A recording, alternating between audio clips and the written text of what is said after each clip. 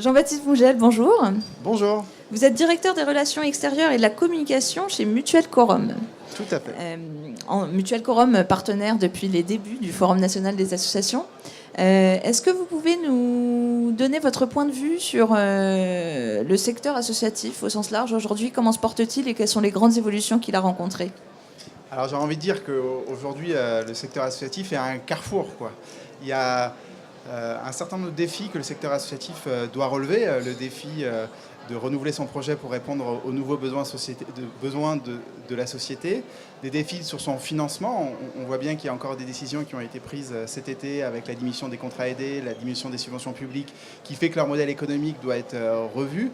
Il y a des modèles aussi d'organisation sur leur gouvernance, puisqu'il y a dans un certain nombre de cas des difficultés à recruter des bénévoles, à recruter des administrateurs. Donc, comme toute la société, le secteur associatif est au milieu du gué, et on voit bien que le secteur associatif se cherche. Il y a à la fois une volonté très très forte de nouvelles générations de s'investir dans le secteur, et à la fois des générations qui ont porté le secteur associatif pendant un certain nombre d'années, qui va massivement partir à la retraite dans les années qui viennent en ce qui concerne les bénévoles. Donc tout l'enjeu du secteur associatif, c'est de réussir à construire cet amalgame entre les nouvelles générations qui ont une envie de donner du sens à leur travail et une envie de porter des nouveaux projets, et des associations existantes qui doivent se renouveler et répondre aux nouveaux défis de la société.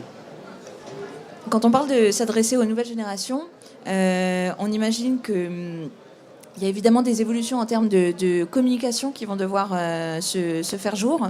Comment est-ce que le secteur non lucratif fait face à ces défis en matière de communication? Alors, tout d'abord, ce qu'il faut se dire, c'est que le terme de communication a été un certain nombre de temps quelque chose d'assez tabou dans le secteur associatif. On a l'impression que communiquer, c'était perdre ses valeurs. Et en réalité, on se rend compte que, bien au contraire, communiquer, c'est une manière de porter ses valeurs et de porter son projet.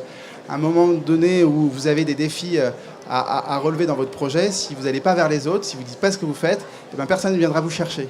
Et donc aujourd'hui, la communication est une question centrale. Alors la chance du secteur associatif, c'est que si elle pouvait être en retard en matière de communication il y a encore quelques années, elle s'y met progressivement, et aujourd'hui, avec le bouleversement du numérique, finalement, elle n'a pas tant de retard que ça. Pourquoi?